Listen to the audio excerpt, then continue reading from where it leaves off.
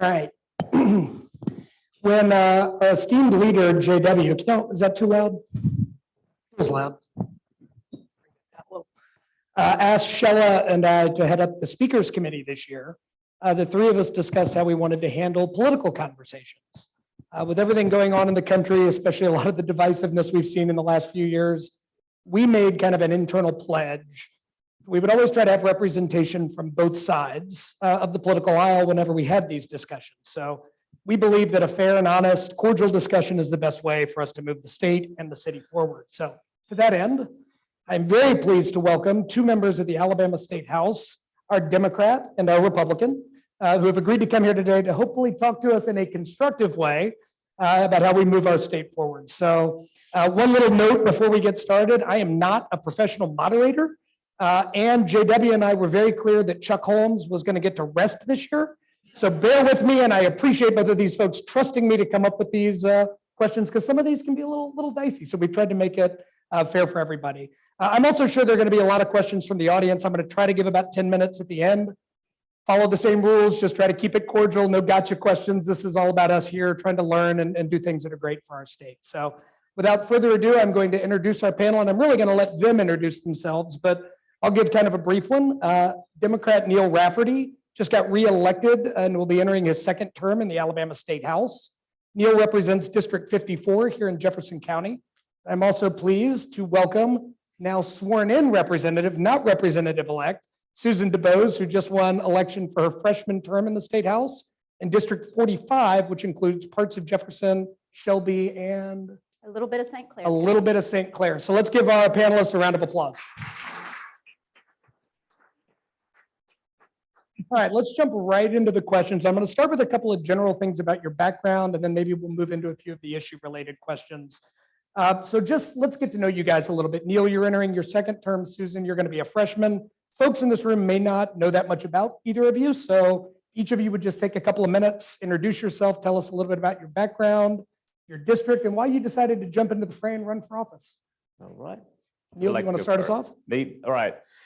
So first and foremost, I'm a Birmingham native, and I love Birmingham, and I love my state of Alabama. I have a lifetime of service that began with church. We ran into Boy Scouts, into the United States Marine Corps. Then once getting out of the Marine Corps and then finding, where my place is, what my purpose would be, I ended up working in public health. Worked in public health for about 10 years and really was on the front lines of some of the crises that a lot of our fellow citizens were facing, whether it be educational disparities, health disparities, not being able to get a ride to work or to school or to the doctor, and having to overcome these systemic and structural barriers. With that in mind, the timing kind of converged with all that, where there was somebody, it was an open seat, and I had a friend reach out to me and simply say, would you be interested in running for office? And I believe my exact words back in text message were, LOL, are you effing? Are you, yeah, and you get the next word, me. Because I never really thought of myself. I've always had and enjoyed and loved political science and politics and policy, but had never seen myself as a person that would be in the public facing, and public service. But alas, I threw my hat in the ring. It's a hard-fought battle. We won. We're here, and now I'm just doing the best I can to serve the people of Alabama and House District 54. Thanks, Neil. Susan. Well, I ran for office for Alabama House District 45 against an incumbent who had actually been there for 12 years, and his brother had been there for 5 years before that.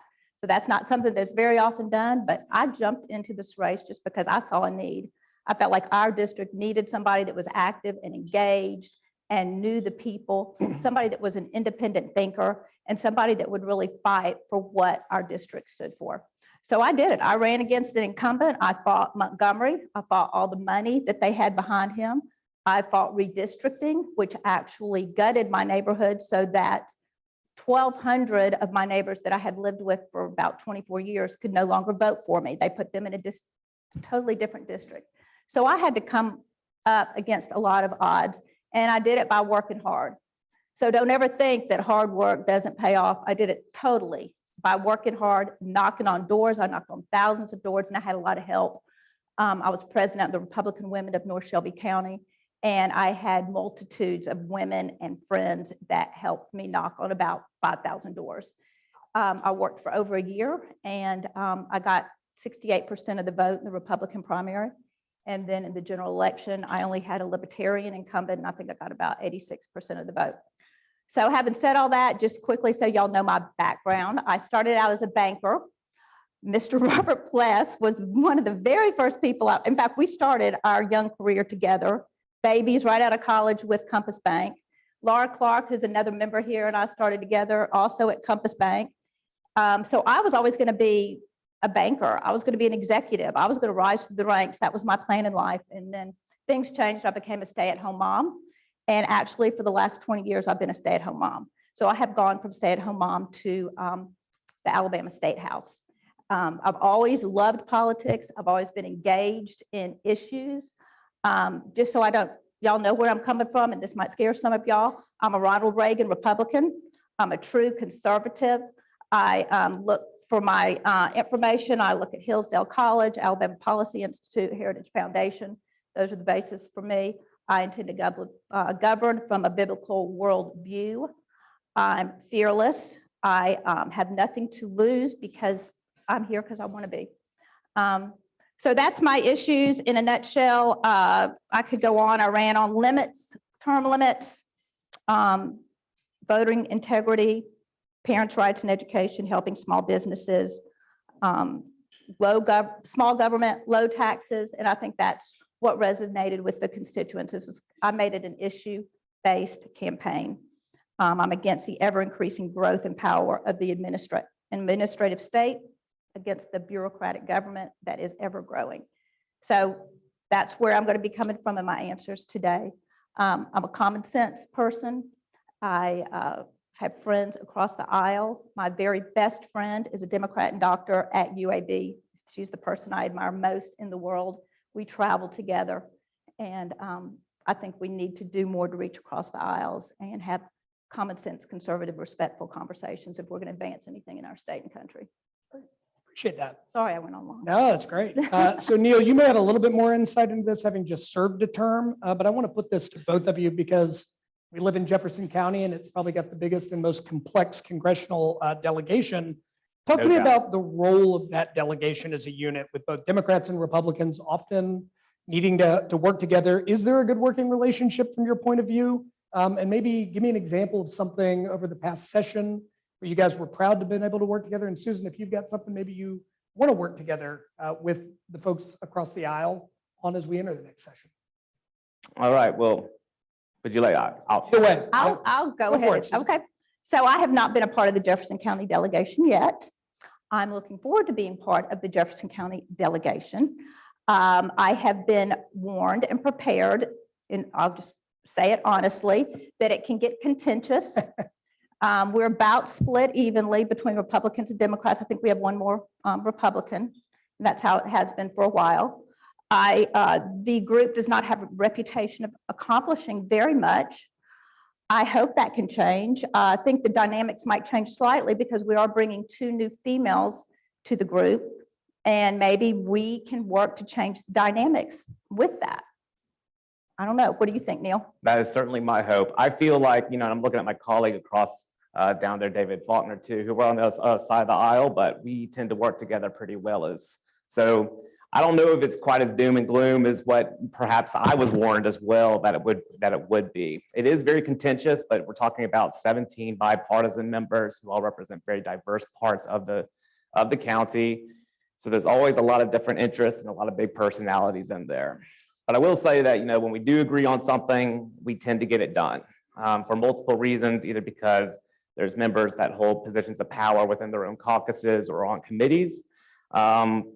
But when we come together, like for instance, we were able to get quite a bit passed for the World Games. We were able to get help with some funding for UAB's genomics and precision medicine program. We were also able to kind of come together to deal with some of those astronomical ad valorem hikes that we were seeing coming around, particularly for our senior citizens who've been homesteaded for 5 years.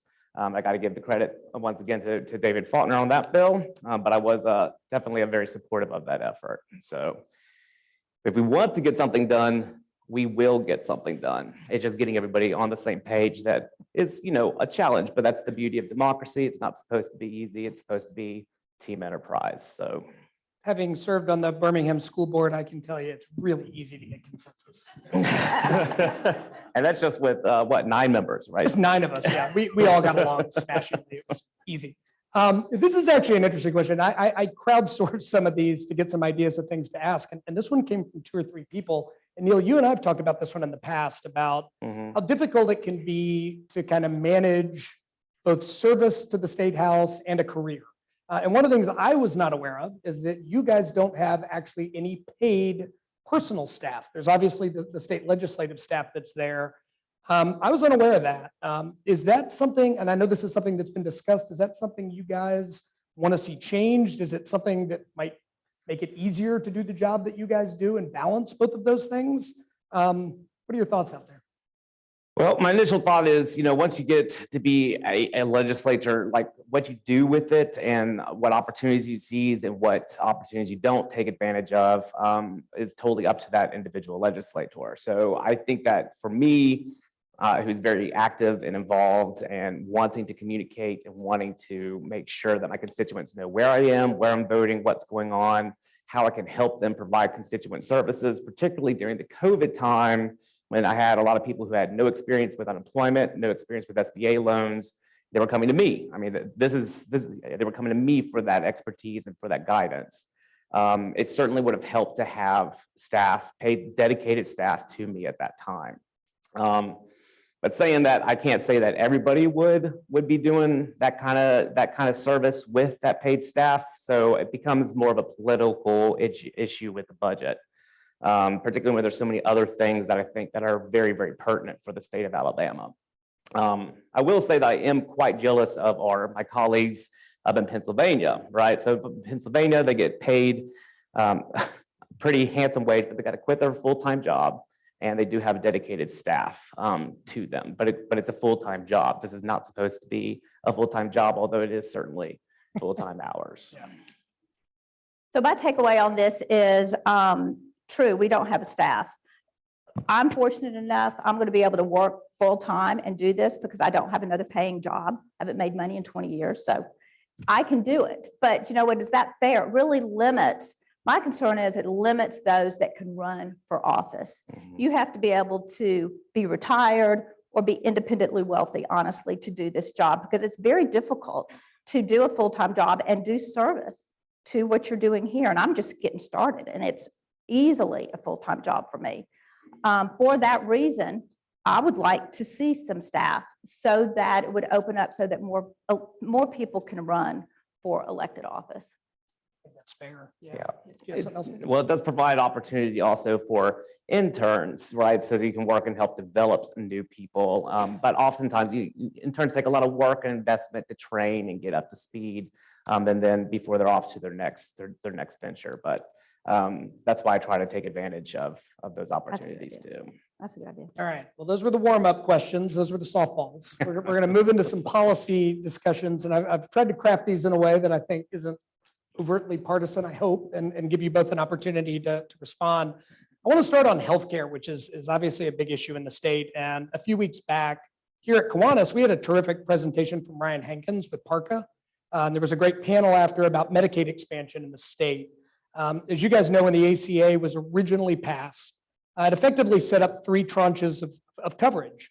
The first was the existing Medicaid system. The second tranche created the marketplace for private insurance and provided subsidies based on income levels. Then there was the third tranche, which was the Medicaid expansion at the state level, which is what we had the conversation on. It was based on different income levels. The bill never accounted for the idea that the states would be able to opt out, which the Supreme Court subsequently ruled on and allowed, and several states, including Alabama, backed out. That created a coverage gap for millions of Americans. Those folks weren't eligible for the subsidies because they made too little money, and they weren't poor enough for Medicaid. So obviously that's been a big burden on the state. With states like Kentucky, Arkansas, Louisiana, they've moved forward with the expansion. There are only a handful of states left that haven't. It's been deemed fairly successful and popular in those states, which are traditionally red.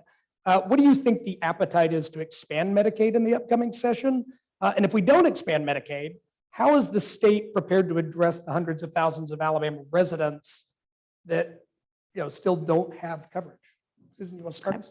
I have not had the benefit of seeing that PARCA presentation, but I can tell you for every presentation that you can get that's for Medicaid, there's another one that's against it, and they've all got their own statistics. So there is no real easy answer as far as that goes.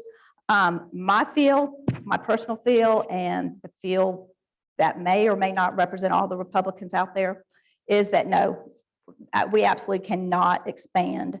We cannot afford as a state to expand Medicaid to the extent that we're talking about here. A lot of times you get these cost estimates and you get an enrollment explosion, you get skyrocketing costs, and these estimates are really just that, estimates. And in fact, the state you mentioned, Kentucky, has had their annual costs double from what was projected, and enrollment more than doubled from the projections. So if we enter into fully expanding Medicaid, we could be on the hook for another $34 billion over the next decade. So my solution, and what I would like for Alabama to think about, is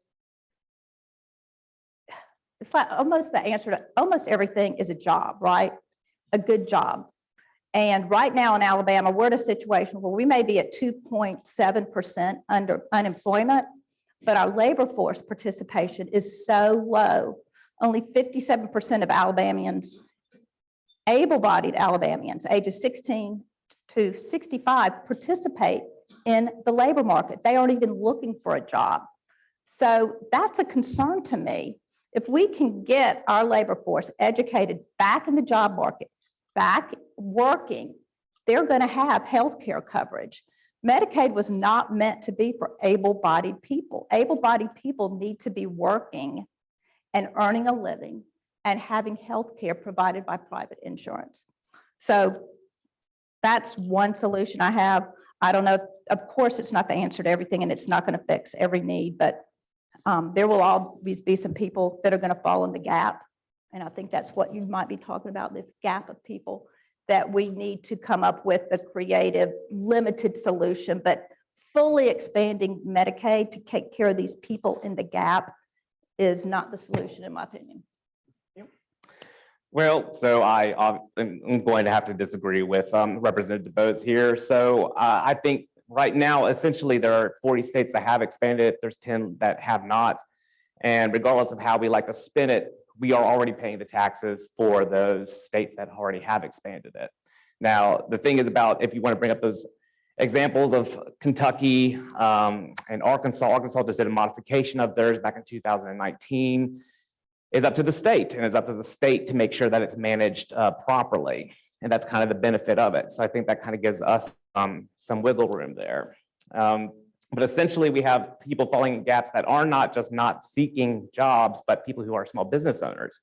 And if we want to attach health insurance specifically and directly just to employment, then we run afoul of not being able to take risk and allow entrepreneurs and other folks be able to take care of their families while at the same time bring new innovation and entrepreneurial enterprises into the state of Alabama.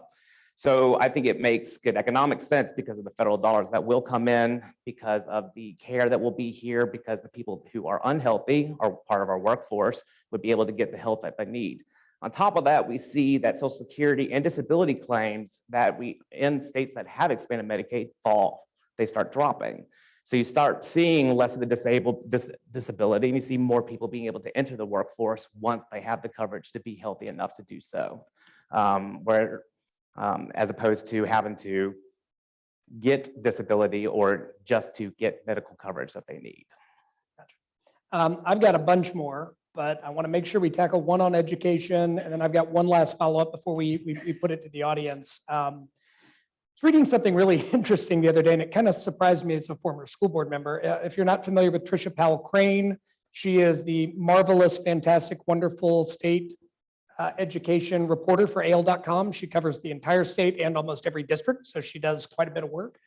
She wrote an article last month that referenced a study out of Harvard that said, and this is really interesting, Alabama public school students led the nation in maintaining math and reading competency during the pandemic. At the district level, several of Alabama schools were also among the top in the country for learning gains among Black and Hispanic students. Great news, but I think, relative to everything that's been going on in the country, I don't know that we want to get too excited about that. And it feels like there's been a lot of triage in the education space, and we saw this to our budgets thanks to federal relief funds, the ESSER 1 and ESSER 2 relief money that was sent directly to the schools. That money is scheduled to run out in 2024. And I think we can all agree, and I got this question from a lot of folks, our public schools still aren't living up to the promise of providing every kid with an excellent education, regardless of zip code. So what can the legislature do for the state to better support our schools, our districts, our teachers over the next few years as we climb out of the pandemic? Are there bold initiatives you're thinking about, or is a more incremental approach the right way? Well, I'll start because I want to make a comment. That headline I read, Alabama led nation in maintaining math and reading competency during the pandemic. That was led as a positive thing for Alabama. We're doing great now. I found that appalling because the fact of the matter is, so we didn't fall below the bottom. We're already at the bottom and we didn't get any worse. And that was something to brag about in the opinion of this writer, Trisha, I know and like, but that's appalling to me. That's pretty desperate. So we're at the bottom in almost every rating. We're below Mississippi, way below Mississippi. We're below Puerto Rico and DC. We're 52 in math, in 8th grade math. I mean, did you know you could be lower than 50? So we have found a way to do that. So, okay, you asked about bold initiatives. What can we do as legislators? Because I am for public schools. I went to public schools. My children went to public schools. I think our public schools should be excellent for every student, not just adequate, but excellent for all of our students. So, we have increased salaries, teacher salaries. Our starting salary is now the highest in the Southeast. That's just happening. Our spending in education has grown 36% from 2019 to 2022. So maybe we'll see some incremental changes here, but we need accountability. Okay, we've just done all this and then we let it go. We need accountability.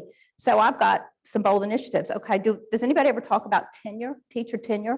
After 3 years, teachers are tenured in this state. We don't know if they're good educators. They haven't proven anything. They haven't reached any goals. That's a problem for me. And I think it needs to be a discussion that we need to have. It's going to be a tough discussion in the state of Alabama because teachers are very well protected by the AEA. But it's an honest discussion I think we need to talk about. We need to talk about school choice where the dollars follow the child. And school districts are scared to death of this. But the fact of the matter is, if you have a good school system, the children are not going to leave. And you're not going to have a vast majority of the children in this state taking advantage of it. It's going to be only a few that do. I think I saw statistics, maybe 15%. So it's not going to be a fix-all, but it will be an option for some of those in certain areas. And I believe in schools, the dollars following the child for charter schools, private schools, public schools, homeschooling.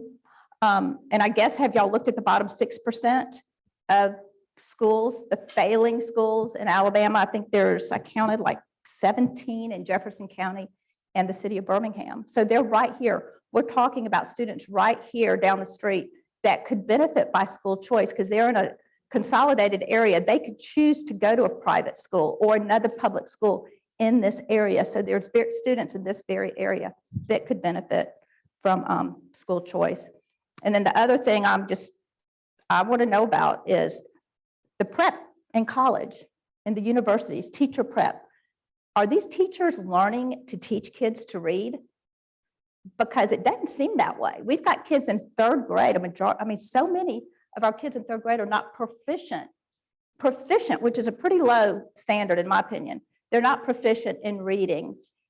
I don't know what that statistic is. Y'all might know, but it's way too high. So my question is, you have these kids in school for 4 years, 8 hours a day, and yet in 3rd grade, they aren't proficient in reading. Why is that? Do these teachers not know how to teach reading? Are they spending so much time on other hours and hours on other things that they don't even know how to teach the most basic of things? I don't know. I don't have the answer to that. So I've got lots of questions. I've don't have all the answers by any means. I think it's just going to take a multitude of efforts. And I am hopeful that some of the things that we have enacted, that our legislators have enacted lately, is going to make a difference. So, as far as I want to address first and foremost, probably the failing school bid, particularly with 17 schools being failing here in Jefferson County. I think one thing that we really don't take into account, don't put into the calculus when coming up with that, is the poverty, the single-led households, the lack of nutrition, all these other efforts, the gun violence that some of these students are having to face every single day just to get to school, just to learn the basics. Schools are not just places of learning anymore. And more so, I feel like they're becoming more places of holistic care where it's that child's only chance to get mental health care. It might be that child's only chance to get a warm meal, a hot meal for the day. So I feel like the nature of education's changing, but I think the way that we ultimately fund it is fundamentally unfair, where we fund it across the board and then individual districts are supposed to make up for the extra services through their own local sales tax. Right now, we don't do it that way. We do it through an antiquated system called the foundation system, which bases it all on teacher units, which is one of 16 students gets this so much money, regardless of what other advantages or disadvantages that student and that student within that school has at their disposal. So I think one of the big things that we've really succeeded on, and I think what we're seeing the payoff is with our pre-K program. So I'd like to see that be expanded even more. And I'm not talking about like babysitting and childcare. I'm talking about actual instructional pre-K. And finally, with the teacher issue, we've seen this huge drop in people who are entering college who want to be teachers who are no longer wanting to become teachers anymore. We used to have about 17% of all people that were entering into a four-year university wanted to seek out a teaching degree. We are now closer to 4%. Wow. So we are losing a teaching workforce, which means that we're losing our opportunity to maintain and retain top talent in education here in the state of Alabama. So I think that, working on teacher retention and recruiting the best and the brightest to become teachers, I think that expanding pre-K and reforming the way we fund education and having a more holistic approach to how we, hit some of these equity issues head on is going to be the goal to keep the progress up. Okay, so this really flew by. I had so we much done? more and I need like another hour with you Oh my guys, but I gosh. want to make sure that We have more I good get, stuff. well, JW gave me